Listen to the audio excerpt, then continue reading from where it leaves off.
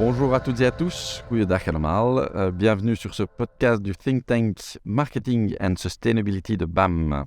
Je suis Nicolas Lambert et j'ai le plaisir d'animer ce think tank et je serai aussi votre hôte pour ce podcast. Nous avons publié en décembre 2022 un Green Paper qui invitait les marketeers à garder le développement durable au centre de leurs priorités, malgré les nombreuses crises que nous traversons. Met mijn collega Joke Klaassen zullen we 5 podcasts opnemen, waar we de auteurs van de Green Paper wat meer zullen laten vertellen over een artikel en ons zullen inspireren over deze boeiende materie. Notre principe est que les invités parlent leur propre langue, donc l'épisode aujourd'hui sera principalement en français, puisque mes deux invités sont francophones. Donc j'ai le plaisir aujourd'hui d'accueillir Nathalie Hermanis et Fred Dorsimon. Donc, bonjour. Nathalie, Fred, bienvenue dans le podcast. Et est-ce que vous pouvez brièvement vous présenter? Tout à fait. Alors, je suis Nathalie, j'ai une carrière de presque 30 ans dans le marketing, dans des secteurs assez différents et variés. Le FMCG avec Danone, Spadel, les eaux minérales naturelles, le fast-food avec McDo, les telcos chez Mobistar à l'époque, l'aviation avec Brussels Airlines et depuis 6 ans, je suis dans l'assurance chez AG Insurance et depuis 2 ans plus particulièrement, puisque j'ai commencé chez AG en tant que responsable du strategic marketing, de la presse, etc. Mais depuis 2 ans, je suis directeur of sustainability chez AG et AGAS, la maison mère. Impressionnant. Fred? Bonjour, je suis Fred Dorsimon. J'ai un passé en agence, principalement à Londres, et principalement sur des secteurs comme le FMCG et le telco. Et il y a quelques années, j'ai cofondé Behaven. Et chez Behaven, en fait, on est parti du constat qu'en matière de durabilité, la plupart des marques en fait peinent à faire changer le comportement des consommateurs et à les faire passer des intentions aux actions. Et donc, c'est pourquoi nous les aidons à comprendre et à changer les comportements pour faire en sorte que leur programme ou leurs produits en matière de durabilité soient plus efficaces. Et donc, ça veut dire pratiquement parlant comprendre les influences conscientes et inconscientes sur les comportements. Ça veut dire développer des programmes qui ont vraiment un impact sur les comportements. Mais ça peut aussi vouloir dire tout simplement prendre un programme existant et aller l'optimiser avec des techniques comportementales. Et on travaille en fait dans des secteurs comme l'alimentation, l'énergie, la mobilité, avec des entités comme WWF, B Corp, Bruxelles Environnement ou encore la STIB. Ok, génial, merci. Alors Nathalie, on va commencer avec toi. Donc dans le Green Paper, tu nous racontes que pendant la pandémie, AG Insurance, donc la société pour laquelle tu travailles, a choisi de jouer un rôle sociétal à travers sa communication. Et tu as même parlé d'empathie radicale. Tu peux nous en dire plus? Alors déjà, à la base, un assureur est quelque part durable puisqu'il s'occupe des gens. Donc il est déjà empathique à la base, d'une certaine manière. Mais c'est vrai que durant le Covid et le fait qu'on ait été contraint à rester chez nous, on s'est rendu compte qu'on n'allait pas en tant que marque juste passer des messages commerciaux de « live your life to the fullest », profiter de la vie, alors qu'il y avait un climat anxiogène qui touchait tout le monde. Et donc, on a décidé de parler justement de la solitude, qui est un mal qui touche beaucoup de Belges, énormément de Belges de plus en plus, et qui en fait a été un petit peu sensibilisé en chacun d'entre nous du fait qu'on a été contraint de rester chez soi. Il faut s'imaginer les gens qui vivaient seuls, qui ne pouvaient plus voir d'autres personnes durant toute cette période. Et donc l'idée, c'était qu'en tant que marque, on a aussi un rôle sociétal pour, avec nos moyens, pouvoir sensibiliser les gens. On a mis au point une plateforme qui existe toujours, et depuis, on communique régulièrement sur la santé mentale des gens, la solitude que les gens dont les gens souffrent, et pas que les vieilles personnes, il y a énormément de jeunes qui en souffrent aussi. Donc je pense qu'on a tous un rôle à jouer là-dedans. Et quelque part, c'est de l'empathie, du coup, puisqu'il n'y a aucun rôle commercial à cette communication, c'est juste aider les concitoyens belges qui se sentent seuls. Ok, génial. Donc on voit ici une marque qui va au-delà, qui utilise quelque part l'espace qui est là, l'espace publicitaire, voilà, pour aller au-delà d'un message commercial. Ça revient un petit peu aussi à un sujet que tu as abordé, Fred, puisque tu nous expliques que les marques peuvent aborder la durabilité évidemment à travers leurs produits, en rendant leurs produits plus durables, mais aussi à travers la durabilité participative. Est-ce que tu peux nous expliquer de quoi il s'agit ? Oui, d'ailleurs, dans l'article, je parlais de ces deux stratégies comme n'étant pas forcément mutuellement exclusives. Et donc, oui, la durabilité à travers le produit, c'est simplement l'idée, ou simplement en tout cas, c'est l'idée d'améliorer les performances sociales ou environnementales d'un produit, par exemple en passant à un fournisseur Fairtrade ou en retravaillant l'emballage pour le rendre recyclable. Et c'est évidemment bien souvent la première approche à laquelle on pense, mais ce n'est pas forcément la seule approche possible. On peut aussi en fait vouloir améliorer en fait son impact en termes de durabilité via la participation des consommateurs. Donc, c'est ce que j'appelais stratégie participative. Et dans ce cas-là, en fait, la marque va encourager l'adoption d'un comportement durable qui est en lien plus ou moins direct avec la catégorie du produit. Et un exemple dont je parle assez souvent, c'est la mayonnaise Hellmann's, qui en fait encourage les gens à réduire leurs déchets alimentaires. Et qui en fait utilise tout son effort marketing pour leur donner non pas simplement des messages, mais aussi des outils pratiques pour que les gens puissent en fait réduire leurs déchets alimentaires, qui, comme vous le savez, en fait a un impact considérable en termes de gaz à effet de serre. Et en fait, c'est une stratégie qui, semble-t-il, en fait, répond à une vraie demande, parce qu'il y a beaucoup de consommateurs qui se disent « je voudrais pouvoir me comporter de manière plus durable, je ne sais juste pas comment m'y prendre ». Et donc, si les marques en fait peuvent se positionner en coach ou en conseiller, elles ont vraiment un rôle à jouer. Et d'ailleurs, en fait, il y a un consortium qui s'appelle Brands for Good, qui est en fait américain au départ, mais qui est constitué de grandes marques comme L'Oréal, Estée Lauder, etc., qui en fait a identifié toute une série de catégories dans lesquelles les marques pourraient en fait se positionner, des catégories de comportements dans lesquelles les marques pourraient se positionner, comme le fait d'encourager à manger moins de viande, encourager à réduire sa consommation d'énergie, encourager la réutilisation, la réparation des produits. Et en fait, c'est vraiment des territoires sur lesquels les marques peuvent se positionner et avoir l'avantage d'être le first mover et d'occuper l'espace, en fait. Et ce qui est intéressant avec tous ces comportements dont je viens de parler, c'est que non seulement ça permet à la marque d'occuper un nouveau territoire, mais ça permet aussi, dans le contexte actuel, c'est pas négligeable, de réduire en fait la pression financière sur les ménages, parce que ça peut faire réaliser des économies. Ok, génial. Brands for Good. C'est quelque chose qu'on n'aurait peut-être pas imaginé quand on a commencé nos carrières je ne vais pas dire quand on a commencé nos carrières. Oui, effectivement, ça ne nous rajeunit pas. Et donc, en fait, face aux défis auxquels est confrontée la société, en quoi est-ce que le rôle du marketeur a changé ? Mais je pense qu'en tous les cas, s'il n'a pas changé, il doit changer urgemment. Alors moi, personnellement, j'ai fait mon move directrice marketing, directrice sustainability, mais je dirais que même dans le futur, je trouve que les directeurs marketing devraient être tous des directeurs de durabilité, parce que c'est ça, d'être future-proof. Alors, je pense que les marketeers qui veulent ils doivent intégrer la durabilité dans le mix marketing. Ça veut dire quoi ? Déjà, comme Fred l'a mentionné, développer des produits qui sont by design sustainable et durables. Ça veut dire qu'il faut réfléchir à ne pas lancer des produits avec une obsolescence programmée. On le sait bien, les téléphones, tout le matériel IFI, enfin ce genre de trucs électroménagers. Et donc des produits qui peuvent être réparés facilement et à coût raisonnable aussi. Parce que quand le coût de réparation est quasi aussi cher qu'un produit neuf, ça n'a aucun sens. Le packaging, Fred l'a aussi mentionné, c'est super important. Moi, j'aime bien la règle des 3 RE, le reduce, recycle, reuse. Si les marketeers tiennent compte de ça dans la chaîne de valeur de la production d'un nouveau produit, c'est super important. Et donc, le marketeur, en tant que chef d'orchestre, je dis toujours, il a un rôle pour tout ce qui est supply, R&D, innovation et ce genre de trucs. Et donc, au niveau du produit, il a un rôle fondamental. Au niveau du prix aussi, dans le mix marketing, le prix doit être le juste prix. Et donc, moi, c'est un petit peu contre-intuitif, parce que les marketeers doivent faire vendre, et donc ils aiment bien jouer la promotion, des prix très promotionnels, mais quand on a des billets d'avion Ryanair qui existent encore à 9 €, j'entendais encore une personne qui me disait qu'il avait fait l'aller-retour en Italie pour 2 fois 9 €, c'est un scandale, parce que c'est évident que le service, en dehors du coût carbone du truc, le service ne vaut pas ça. Ça veut dire qu'il y a des gens qui ne sont pas payés comme ils se doivent dans la chaîne de valeur.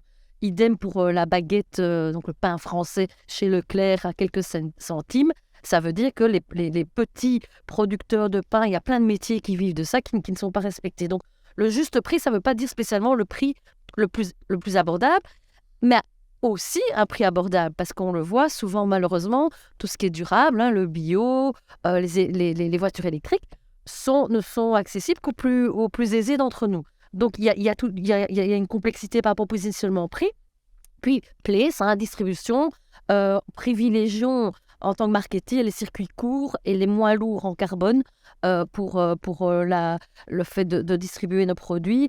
Et pour la communication, la promotion, là, je pense que le rôle du marketing, et ça rejoint un peu ce que disait Fred par rapport à ce que disent les gens et ce qu'ils font, le rôle du marketing dans le pouvoir qu'il a de l'espace média, de sa publicité, de son communication, il a un rôle d'éduquer le marché à consommer mieux, à consommer différemment. Et donc, quand on met une bonne table avec plein de viande dessus, peut-être qu'il faut mettre plein de super légumes, plein de belles choses. Et donc, petit à petit, c'est l'esprit des gens qui va être habitué à ce que le plaisir peut être associé aussi à consommer mieux de façon plus responsable. Donc voilà, je pense que les marketeers doivent intégrer ça dans tout le mix marketing, clairement, dans les 4 P. Ok, Il y en a génial, super. On reviendra sur cette histoire des 4 P. Fred, je me tourne vers toi maintenant. On parlait justement de l'importance de la communication, de l'éducation, etc. Toi qui es spécialiste des comportements et de l'influence sur les comportements, de comment on peut aider les gens à changer leur comportement, est-ce que l'éducation, je pense qu'on est d'accord pour dire que c'est nécessaire, mais est-ce que c'est suffisant? Parce qu'on voit que c'est souvent l'arme la plus importante qui est dégainée en général quand on veut changer les comportements. Et est-ce que cette arme est suffisante en fait? Oui, alors c'est marrant parce qu'en fait, s'il y a bien une question qu'on me pose quand on parle de changement de comportement, c'est est-ce que la sensibilisation en fait est suffisante ou pas? Alors, et en général, je réponds ceci, c'est que la sensibilisation, c'est probablement un des termes les plus surutilisés quand on parle de marketing par rapport à la durabilité. C'est aussi, en fait, selon la science, une des stratégies les moins efficaces pour changer les comportements. Alors, ça ne veut pas dire qu'il ne faut pas sensibiliser, mais ce n'est pas souvent suffisant en tant que tel comme réponse pour faire changer les comportements, mais même si ça peut s'inscrire dans un programme plus large où on sensibilise, mais on fait aussi d'autres choses, comme par exemple fournir des outils pratiques aux gens. Parce qu'en fait, dans beaucoup de situations, les gens savent très bien déjà ce qu'il faudrait faire. On sait déjà qu'on devrait moins rouler en voiture, manger moins de viande rouge, prendre moins l'avion, etc., etc. On n'a juste pas envie de le faire ou on ne le fait pas pour d'autres raisons. Pour prendre un exemple pratique, on était en conversation il n'y a pas longtemps avec L'Oréal. Et L'Oréal, évidemment, est un gros consommateur de plastique, notamment les bouteilles de shampoing. Et donc, un de leurs défis, c'est comment on fait en sorte que les gens achètent moins de bouteilles et passent à des recharges à la place. Ils ont lancé, en fait, dans des marchés comme la France, ils ont lancé des shampoings qui existent aussi en recharge.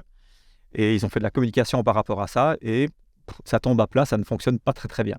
Du coup, on a une discussion avec eux pour essayer de comprendre quel pourrait être il est où le problème. Est-ce que c'est un problème de sensibilisation ou est-ce que c'est autre chose? Et en fait, quand on gratte, on s'aperçoit qu'il y a toute une série de barrières en fait, très pratiques et concrètes qui font en sorte que les gens ne passent pas à l'action. Par exemple, les gens oublient de garder la bouteille à la maison telle qu'elle est quand elle est finie. Ou bien le refill, c'est le fait de remplir, c'est perçu comme étant un effort trop important et puis ça dégouline de partout et c'est compliqué. Ou bien il y a aussi une perception que finalement il n'y a pas de grande différence de prix entre les deux, donc pourquoi je m'embêterais en fait à acheter une recharge plutôt que la bouteille. Et donc là, typiquement, les gens étant informés, ils sont au courant de l'option, mais c'est d'autres raisons qui font qu'en fait qu'ils ne passent pas à l'action. Et donc c'est tout ça pour dire que c'est au bout du compte, avant de décider qu'il faut sensibiliser, c'est hyper important de comprendre en fait le contexte dans lequel on est, quels sont les points bloquants, qu'est-ce qui font que les gens ne passent pas à l'action aujourd'hui. Si c'est juste un manque de connaissances, alors oui, très chouette, sensibilisons, mais peut-être que le problème est ailleurs. Et ça permet ensuite de mettre en place un plan plus complet dans lequel il y a, oui ou non, peut-être de la sensibilisation. Et je pense que ce qui est très important, si je peux rebondir là-dessus, par exemple, tu prenais l'exemple des bouteilles de shampoing, le packaging a tellement fait ses preuves dans le passé, enfin c'est des beaux packaging, c'est des beaux objets, c'est comme les bouteilles de parfum. Et donc si la recharge est très sommaire et paraît moins qualitative, on sait l'impact du packaging. Quelque part, soit ils doivent revoir leur packaging actuel et le rendre plus sommaire comme l'alternative, parce que sinon tu as l'idée de sacrifice. Et typiquement, en tous les cas pour les femmes qui ont des beaux cheveux, le shampoing est quand même un produit de luxe d'une certaine manière, c'est pas juste un savon. Et donc je pense que aussi là, tu as la perception de différence de packaging qui fait que tu fais un sacrifice et que c'est peut-être moins bon du coup. Oui, et puis il y a aussi des techniques comme L'Oréal a toujours eu l'habitude d'utiliser des modèles ou des personnalités très connues pour promouvoir leurs produits. On pourrait aussi imaginer que les recharges sont vraiment plus centrales dans la communication et par exemple dans les pubs, et d'avoir Hélène Mirren ou XYZ qui va en fait vraiment démontrer le comportement dans un spot télé où elle utilise une recharge plutôt que la bouteille. Tout à fait. Donc ils ont toute une série de techniques sur lesquelles ils peuvent s'appuyer et ils n'utilisent pas ça aujourd'hui, mais le potentiel est là, clairement. Ouais. Ouais. Et donc, ce qu'on voit quand je vous entends, c'est que les professionnels du marketing, finalement, ils vont devoir apprendre des nouvelles techniques. Ils vont devoir élargir quelque part un peu leurs horizons. Alors, on connaît tous les fameux 4P du marketing, tu nous en as parlé. Mais j'ai lu dans ton article qu'il y en avait 7 maintenant. Alors, moi, je connais les 4 que tu as mentionnés.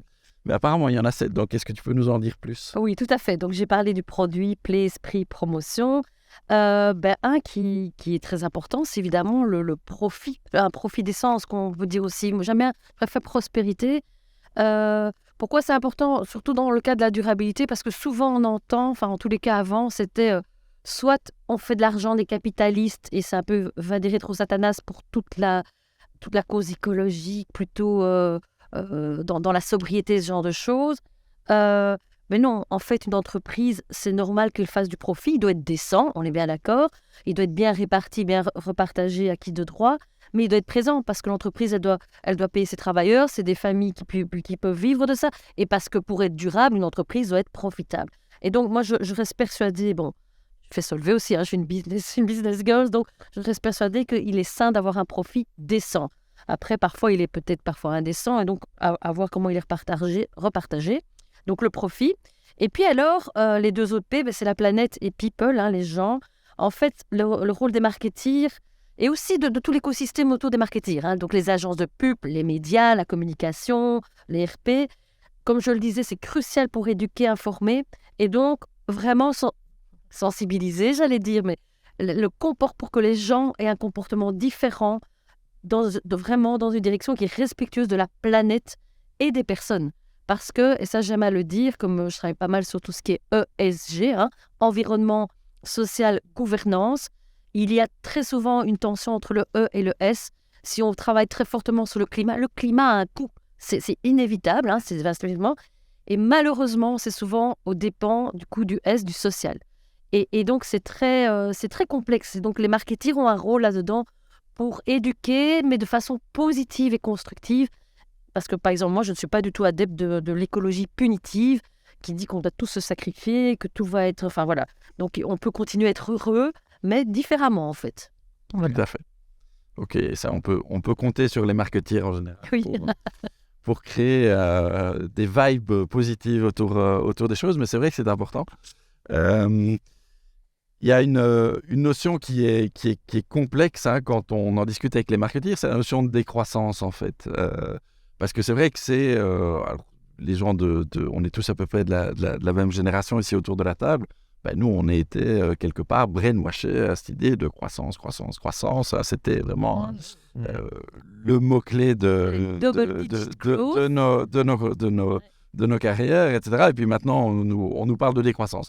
Donc, c'est un peu une dissonance cognitive quelque part pour nous en termes en tant que marketeur. Comment vous positionnez là-dessus? On peut peut-être commencer par Nathalie. Oui. Alors moi, évidemment, comme tu le dis, en tant que marketeur, les marketeurs, ils doivent augmenter les ventes, gagner des parts de marché, double-digit growth par quarter. Donc, il y a cette espèce de délivrer, de donner des résultats. Voilà. Je pense que... alors moi, je n'affectionne pas particulièrement le mot décroissance. Je dis même en dehors du marketing. Parce que je trouve que ça induit un peu un côté péjoratif. Je pense juste que ce n'est pas une croissance à tout prix, parce que si elle inclut les notions de people, planète, ou comme le disait Fred en début, aussi l'aspect social, ce genre de choses, on peut continuer à croître, mais différemment. Et j'aime beaucoup le terme que toi, Nicolas, un jour, tu as évoqué lors d'un de nos think tanks, parce que chez BAM, on a un think tank sur la sustainability dont on fait partie, on échange beaucoup. Tu as évoqué le mot d'altercroissance parce qu'on discutait entre nous. Tu en avais certains qui étaient plutôt sur la sobriété, la décroissance, d'autres pas, comme moi. Et donc, altercroissance, je trouve ça très juste parce que ça induit une croissance, mais différente. Moi, personnellement, je crois encore au progrès, à l'innovation, à la créativité, à la curiosité de l'humain qui va faire en sorte qu'on va y arriver. Et qu'on va répondre à ce nouveau paradigme de marché. Donc, moi, j'y crois à fond. Donc, je ne crois pas à la décroissance. Je crois à une consommation différente, plus responsable et respectueuse de la planète et des gens, mais en tenant compte de ces tensions entre le E et le S, environnement et social. Mais je pense que Fred a une notion différente des choses, peut-être. Différentes et similaires, j'imagine. Au bout du compte, en fait, le marketing, ce n'est qu'un outil, hein. Donc, Nathalie parlait d'innovation et de progrès. Ce sont aussi des outils. Et en fait, tout dépend de ce qu'on en fait, de comment on les utilise. On peut très bien utiliser le marketing pour la croissance ou pour contre la croissance. Et on peut très bien utiliser le marketing pour contre la décroissance. Hein, on peut l'utiliser pour vendre des SUV à essence ou des vélos électriques. Mais il est vrai que traditionnellement, le marketing a été en fait un des 3 grands piliers de la société de consommation, hein. Les 2 autres étant l'obsolescence programmée et puis le crédit et la consommation. Et ces trois éléments-là ensemble ont fait que la société en fait s'est développée telle qu'on la connaît aujourd'hui. Il y a d'ailleurs une étude qui est sortie par l'Institut Veblen en France et qui montrait que sur les 20-30 dernières années, le marketing, ils avaient été capables d'identifier la contribution spécifique du marketing et de la pub qui représentait en fait selon eux en fait un supplément de 5% de croissance durant cette période-là. Mais ce qu'ils expliquaient aussi, c'est que du coup, les ménages ont dû travailler 6% de plus pour pouvoir se payer en fait la consommation qui va avec ça. Et donc, pour moi, quand on parle de marketing et de décroissance, il y a une question à se poser qui est de quel type de société parle-t-on? Qu'est-ce qu'on souhaite pour notre futur? Et du coup, c'est quoi le rôle du marketing dans ce contexte-là? Un des gros problèmes, me semble-t-il, c'est qu'en fait, on a tendance à généraliser en fait toutes ces discussions parce qu'au bout du compte, il y a des secteurs qui doivent continuer à croître, tous les produits et services durables, toutes les améliorations vertes qui sont portées sur le marché. Et donc, il faut, comme Nathalie le disait, de l'innovation, du progrès, etc. Il faut absolument continuer à pousser ça et le marketing est un pilier fondamental de ça. À l'inverse, il y a des secteurs qui doivent ou qui devraient décroître, comme par exemple les carburants fossiles ou les voitures à essence. Et donc, on va se retrouver avec... Je pense que c'est difficile, mais c'est même délicat d'apporter une réponse générique. Moi, je l'imaginais, en fait, quand je pense à ça, je l'imagine comme une sorte de curseur où on a en fait d'un côté le marketing de la surconsommation ou des produits non durables. On a au milieu quelque part en fait le fait de promouvoir des offres plus durables et on a en fait à l'autre bout du curseur, on a en fait le marketing de la simplicité ou de l'altercroissance. Et mon idée c'est qu'on doit faire beaucoup moins du premier et davantage en fait des 2 autres. Et donc pour moi ça représente en fait 3-4 rôles spécifiques en fait pour le marketing. Il y a un rôle qui est en fait de faire en sorte qu'on développe effectivement des offres et des produits durables sur base de tous les critères, labels, etc. qui existent. Ça, c'est fondamental. L'offre marketing est au cœur de la discussion. Il faut, on en parlait beaucoup d'ailleurs dans le think tank récemment, il faut rendre en fait la simplicité, sobriété. Je suis assez d'accord avec Nathalie, c'est un terme qui est un peu pauvre et pas intéressant. Engageant, en tout cas. Je vais utiliser le simplicité à la place, mais il faut rendre en fait un monde comme ça sexy, attrayant, et donner envie aux gens d'aller vers ça. Et pourquoi pas, peut-être qu'il y a un boulot pour le marketing de ringardiser en fait les usages non durables. Tout à fait. Dans la communication, oui. Mais oui, il y a une étude de la University College London qui est sortie il n'y a pas longtemps qui montrait qu'il y avait en fait un lien au sein d'une population d'hommes âgés entre la taille de la voiture et inversement la taille du pénis. Donc c'est intéressant, on pourrait jouer en fait sur ce genre de choses. Mais donc je pense qu'il y a un travail de rendre le durable sexy, mais ça peut être aussi en fait à l'inverse, rendre le non durable ringard et passé. Et puis alors évidemment, de mon point de vue comportemental, je crois qu'il y a un vrai travail de donner les outils aux gens et pas simplement des messages pour que les gens passent à l'action et passent des intentions à l'action. Parce que je crois que c'est un chiffre dont j'ai parlé avec vous il n'y a pas longtemps. La contribution quantifiée du changement de comportement, elle est connue aujourd'hui. On parle quand même de 62% si on parle de réduction d'émissions. 62% qui sont d'une part 10% grosso modo, qui viennent du fait de faire des économies. Hein, je diminue le chauffage, je mets un pull à la place, etc. Et 50%, c'est tout ce qu'on appelle les comportements d'adoption, comme par exemple faire en sorte que les gens passent à un véhicule électrique, qui en fait est une solution technologique, hein, c'est une voiture A plutôt qu'une voiture B, mais il y a toute une dimension de changement de comportement qui s'inscrit là-dedans. Mais c'est pour rebondir, ce qui est très compliqué, si tu parles par exemple du secteur automobile ou de l'aviation, c'est des secteurs qui ne vont pas disparaître du jour au lendemain. Tu as énormément de gens qui travaillent dans ces secteurs, donc à nouveau, est-ce qu'on va mettre ces millions de personnes au chômage?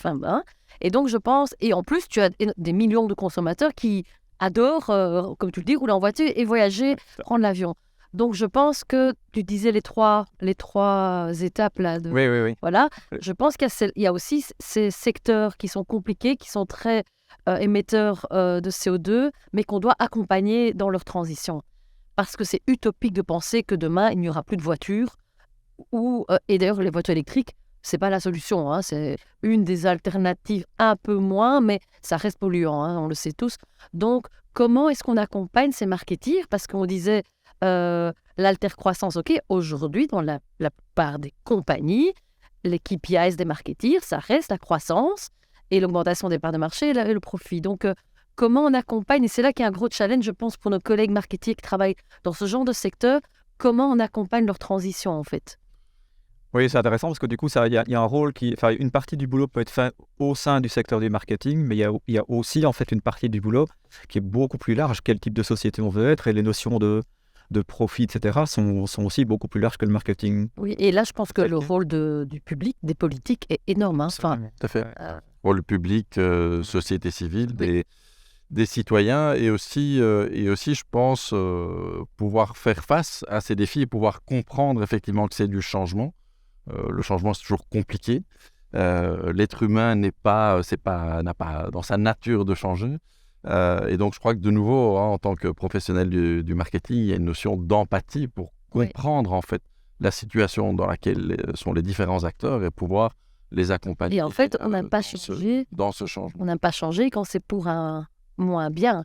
Et c'est là où comment positionner ce changement, de montrer que c'est quand même équivalent ou mieux d'une autre manière. Oui, absolument. Tout à fait, complètement. Ouais. Donc, du pain sur la planche, n'est-ce pas, pour le secteur. Alors, deux petites questions pour tout doucement. On arrive tout doucement à la fin de l'interview. Est-ce qu'il y a une marque qui vous inspire à travers ce qu'elle fait? Alors, aucune marque, aucune entreprise n'est parfaite, évidemment.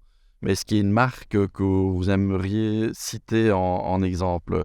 Commencer par Fred cette fois-ci. Oui, moi je reviens tout d'abord sur Hellmann's parce que c'est intéressant. Ils n'ont pas du tout reformulé leur produit ou la manière de le mettre sur le marché. Mais en fait, il est tout à fait possible que, vu l'importance de la réduction des déchets alimentaires, qui diminue la production de méthane, qui diminue les gaz à effet de serre, il est tout à fait possible, j'ai pas les chiffres, mais il est tout à fait possible qu'en fait que leur impact est supérieur en fonctionnant comme ça que s'ils avaient simplement concentré leurs efforts sur le fait de reformuler en fait le produit ou la production du produit. Et ce qui est intéressant surtout, c'est la manière, c'est le comment ils l'ont fait. Ils n'ont pas en fait lancé le programme avec un peu de com et puis c'était terminé. Ils ont vraiment en fait pris le temps de tester en fait le programme au sein d'un certain nombre de ménages. Ils ont analysé quelles sont les barrières qui font que les gens ne le font pas correctement. Ils ont ensuite identifié des solutions comportementales qui sont testées sur le terrain. Et donc il y a un vrai travail en fait de rigueur en fait derrière le programme. Et c'est comme ça que par exemple ils ont compris qu'il ne fallait pas parler de gaspillage alimentaire. Il fallait plutôt parler d'économie de nourriture, d'économie d'argent ou d'économie de temps. C'est comme ça qu'ils ont identifié que le problème, c'était en fait le fait d'avoir besoin d'apporter aux gens de la simplicité. Et donc, une des techniques qu'ils ont mis en place, c'est la technique du 3+1, où en fait, ils disaient aux gens, prenez 3 ingrédients plus un petit ingrédient extra dans votre frigo. Et en fait, sur base d'une application mobile, on regarde, voilà, dans mon frigo, il me reste des œufs, du pain, du poisson et des olives, par exemple. Et il te sort en fait une série de recettes par rapport à ça. Et donc, ils ont vraiment rendu en fait le comportement très simple et orienté bénéfice pour les gens. Et c'est pour ça que maintenant, ils ont l'ambition de le déployer. Mais même au-delà en fait de Hellmann's, nous, on a eu beaucoup de discussions ces derniers temps. On sent bien qu'en fait, les marques sont en train de chercher à se positionner sur quel rôle je peux jouer en termes de comportement durable. Et donc, c'est très souvent sur base de une ou deux questions similaires. À savoir, je me rends compte que ce que déclarent mes consommateurs dans mes enquêtes, en fait, ne se traduit pas dans la réalité. Ou bien, je me rends compte que mes efforts de sensibilisation ne portent pas leurs fruits. Qu'est-ce qu'il faut faire? Et donc, on sent qu'il y a de plus en plus de marques qui essayent de trouver une solution par rapport à ça. C'est par exemple un Vandenborg qui va se dire comment je fais en sorte que les gens en fait viennent vraiment rapporter leurs appareils pour réparer. J'ai cité l'exemple de L'Oréal tout à l'heure.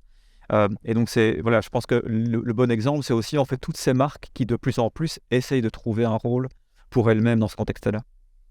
Voilà, donc même quand on voit un produit aussi apparemment banal que de la mayonnaise, il y a moyen de faire des choses extrêmement intéressantes. Je trouve ça brillant comme exemple. Et juste pour rebondir dans les drivers de changement de comportement, le portefeuille des gens est clé. Hein. On l'a vu, crise énergétique, c'est la seule fois, c'est parce que ça coûtait plus cher aux gens qu'ils ont cet hiver baissé leur chauffage, passé à 18 degrés. Et du coup, ça devient... Ils se sont rendus compte que ce n'était pas si terrible que ça. Donc, selon moi, ça, c'est un des grands drivers. Alors moi, mon exemple, une marque que j'affectionne en tant que marketeur très fort, c'est Ikea, évidemment. Et d'ailleurs, je fais un petit coucou à Anne-Clotilde qui nous écoutera certainement. Pourquoi ? Parce que Ikea, au départ, c'est du retail, c'est des meubles accessibles à tous. Et donc, quelque part, c'est le prototype de la surconsommation. Hein, il y a 15 ans, un peu comme Ryanair qui, au départ, avait ouvert en fait le fait de voyager à tous, rendre le voyage accessible à tous. Si on enlève l'empreinte carbone, c'était pas mal, on va dire ça comme ça. Ikea, c'est un peu la même chose. Donc, j'ai une petite griffe dans ma table qui coûte pas très cher, je la remplace. Vraiment, voilà. Eh bien, ils ont quand même eu le courage de remettre de se remettre en question par rapport à ce côté durable, de surconsommation. Et donc, ils ont revu leur modèle en lançant des ateliers de réparation et de reprise aussi pour les produits en deuxième main, de les reprendre et de les vendre en deuxième main. Alors, ça paraît anodin, mais pour une marque comme ça, il faut prévoir de la place, des gens, c'est un autre métier, c'est d'autres process.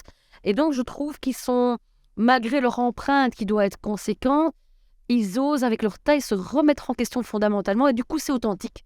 Et donc, je trouve que c'est un très bel exemple de pouvoir montrer que tout un secteur, même s'il est grand, mais il peut amorcer un changement. Et donc, je trouve que c'est un exemple à On avait un exemple un peu similaire avec Decathlon. Oui, tout à fait. Récemment, où on a vraiment une révolution au niveau du business model. Ce serait intéressant de voir avec le temps la place que vont prendre ces nouveaux business models dans le total. Par rapport à la profitabilité. Dans le total des ventes. Mais c'est intéressant de voir tout à fait.